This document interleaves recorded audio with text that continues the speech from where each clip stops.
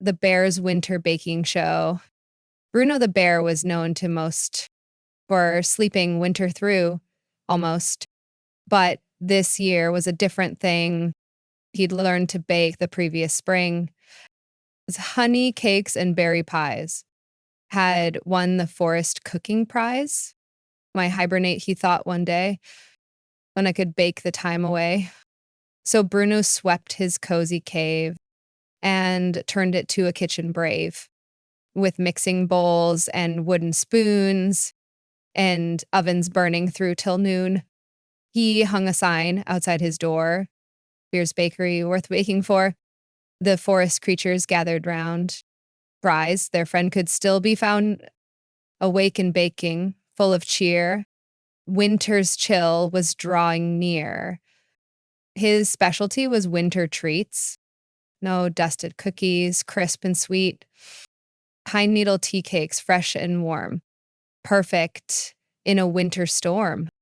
And best of all, his famous fare, hibernation honey bear.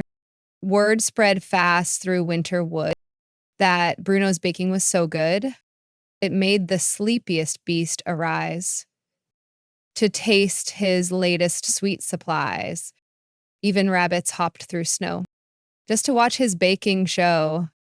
He taught young badgers how to knead, while squirrels gathered what he'd need: nuts and berries dried with care, stored since fall with time to spare. The mice would help him measure, right? Working through the winter night, his kitchen filled with warmth and light.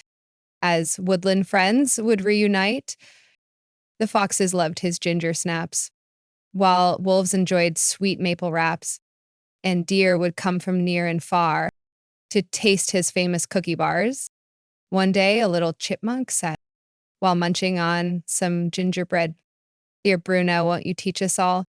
Your baking skills have us enthralled." The bear just smiled and grabbed more bowls. "Come gather round, my winter souls." Soon Bruno's cave was quite the sight, with cooking classes day and night. The owls learned midnight baking tricks, while beaver mastered cream to whisk. Each creature found their baking voice, making winter treats of choice. They filmed these lessons one by one. The raccoons thought it would be fun. The Great Bear Bake became a hit, as forest friends would sit to watch their neighbors try their best at Bruno's baking challenges. Sometimes things went wrong, of course, like when the moose, with some remorse, confused the salt for sugar white, or when the fire burned too bright. But Bruno stayed both calm and sweet, till each baker found their feet. The winter passed in sugar clouds, with learning, laughter, cheerful crowds. And though he missed some winter rest, Bruno knew he'd found his best way to spend the coldest days, teaching friends to bake always. When spring came knocking at his door, Bruno couldn't ask for more. His forest friends had learned to bake, each mastering their favorite cake. And though he felt a little tired, his winter's work had left him inspired.